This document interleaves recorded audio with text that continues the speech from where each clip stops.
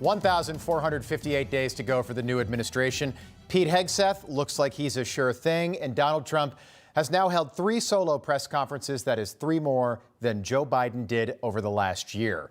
And I'm noticing 2 very distinct things right now. The first is that Donald Trump just mandated the return of common sense. Common sense is back. Not for everyone, but it's coming back. The second is that Democrats and many of these news people just don't have it. They don't have any common sense, because they live in a world that consists of 2 terrible cities. One is Washington, the other's New York City, and they spend all their time living in about 8 terrible towns, talking to the same 8 people who all think the exact same way. And when you live your life like that for 80 years, since the advent of CBS and NBC News, evolution starts to impact your genes, and you literally lose the gene that most Americans have that tells them right from wrong. Put another way, basic common sense. And these people just don't have it anymore because they're not capable of having it. It's been bred out of them over the last 8 decades. For example, ICE agents have now arrested over 500 criminal illegal aliens, child predators, drug dealers in cities like Boston. People like this: a Haitian gang member with 17 criminal convictions who is living in a Boston neighborhood, just steps away from an elementary school and steps away from a church. Is this someone you would want your kids walking past every morning on their way to school? Trump, you feel me? Yo, Biden forever, bro. Thank Obama for everything that he did for me, bro. Deporting that man is common sense. Clearly he has some problems, but what Democrats and many in the media don't seem to grasp is that he's not our problem. He's here illegally.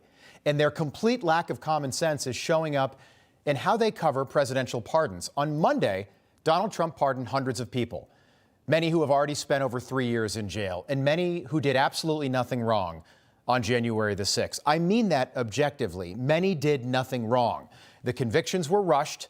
The charges in many cases were just invented out of thin air to make an example out of anyone who was near the Capitol building on January the 6th. The media can't seem to believe that Donald Trump would free these violent insurrectionists who almost ended our democracy and almost ended America forever on that tragic day 4 years ago. I'm being sarcastic, of course. None of that is true. But the media wants you to believe that it's true. Take a look. We have to focus on the issues that matter to voters. And, for example, Donald Trump's decision to pardon, the perpetrators of January 6th who assaulted police officers, that's something that's deeply unpopular and deeply offensive. It is just insane and appalling that Donald Trump did that. I don't know actually how you kind of sleep at night if you're a back the blue person and you're like, we're going to let somebody out of prison that tased police officers. It's obscene. It's a grotesque display of his new power as president to pardon these 1,500 or 1,600 people. Not everybody has common sense. It's kind of like emotional intelligence. Have you ever met somebody who's really smart with no emotional intelligence? I know somebody that went to all the right schools and's got a really impressive job. I'm friends with this person, but I've got to admit, our conversations are terrible. It's the same thing with common sense. And for whatever reason, many of these same Democrats and these TV hosts, they fail to see this while they feign fake outrage. On Monday morning, in his last official act as president, our former president did something that no other president has ever done before in our 248-year history. Joe Biden issued preemptive pardons to 5 of his family members, one guy I never heard of, and several other people who must be criminals. Why else would they need pardons if they didn't do something illegal? They must be criminals. If we found out a year from now that Dr. Fauci shot somebody in the face, and we don't think that he did, but if we found out that Dr. Fauci shot a man in the face a year from now, he wouldn't be prosecuted because Joe Biden already pardoned him. That's what that means. So how can they criticize what Donald Trump did without criticizing what Joe Biden did?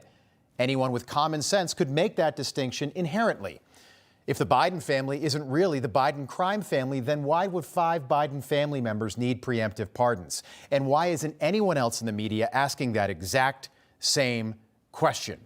Throughout our history, pardons have been used for people who have already been convicted of a crime. And anyone with common sense would also understand the difference between what Joe Biden and Donald Trump did. Joe Biden promised us that he would not pardon Hunter Biden or any of his ridiculous family members, and we know that because he told us. I'm not going to do anything. I said I abide by the jury decision. I will do that, and I will not pardon him. Will you accept the jury's outcome, their verdict, no matter what it is? Yes. Have you ruled out a pardon for yourself or any other additional members of the family? For myself? Yes, sir. Well, what did I pardon myself for? That's what I'm asking. No, I have no contemplation of pardoning myself for anything. I didn't do anything wrong. Doesn't that just feel like the ancient past when you look at Joe Biden? Donald Trump did the exact opposite. He told us what he was going to do, and then he got elected, and then he did it. And the results of this complete lack of common sense have been clear to see for anyone who's willing to look. Anyone with common sense that wants to look at the results are clear. Just today, CNN fired 6% of their workforce. 200 people woke up today with jobs, and they don't have jobs right now. And for Democrats in Washington, the results are crystal clear. They don't control anything. I don't even know if Democrats can get dinner reservations in D.C. at this point. Republicans control the White House, the Supreme Court, the Congress, the Senate. Republicans are even beating Democrats in the annual congressional baseball game. The last 4 years in a row, the combined score, Republicans 70, Democrats 29. Do you know how bad that is? The final score last year was 31-11 Republicans, again, in a baseball game.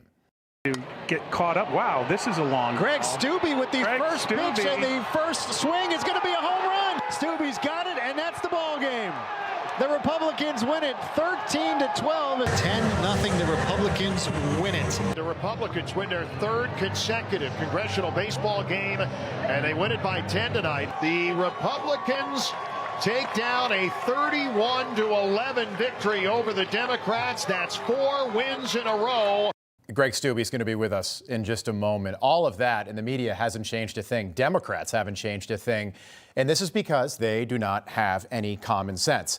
DEI ended in the federal government yesterday at 5 p.m. Eastern Time because DEI was Jim Crow by another name.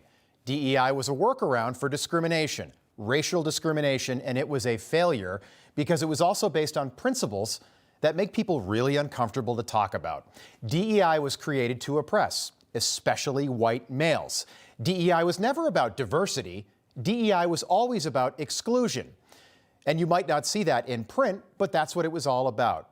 And it's against the law, it's unconstitutional, and it is racial discrimination disguised by 3 little letters, DEI. And if you don't believe that, just listen to the dean at Cal Berkeley.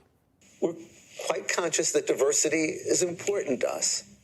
And we say diversity is important, it's fine to say that. But I'm very careful when we have a faculty appointments committee meeting. Anytime somebody says, we should really prefer this candidate over this candidate because this person would add diversity, don't say that. You can think it, you can vote it, but our discussions are not privileged, so don't ever articulate that that's what you're doing. That man, who also happens to be white, is the problem. That is DEI, the opposite of common sense. And it's not going quietly. FEMA, the same government organization that avoided homes with Trump signs after the hurricanes in the fall, just ordered to take down their strategic plan from their website. We looked at the plan, listed number 1 there. Their number 1 goal was equity. Equity was FEMA's number 1 goal, not being ready to help people after a hurricane or a natural disaster or a wildfire. At NASA, it was the same thing. They shut down DEI offices yesterday. NASA called DEI programs, quote, shameful discrimination that divided Americans by race and wasted taxpayer dollars. Where was that common sense on Sunday before Donald Trump took over? NASA also said that we are aware of efforts by some in the government to disguise these DEI programs by using coded language. People are now making up fake jobs so they don't lose their job. That can't happen. People are going to get fired as a result, and NASA said that anybody that does that will be fired. All of that, and it's only day 4, day 3.5, really. As common sense makes a comeback, the country will be a better place to live in. When Americans can start having real, honest, sometimes uncomfortable conversation without everybody freaking out, America is going to be a better place to live because, as Donald Trump said this morning, we are now witnessing a revolution of common sense. Information. Truth. Is freedom. Is Newsmax. It's real news for real people.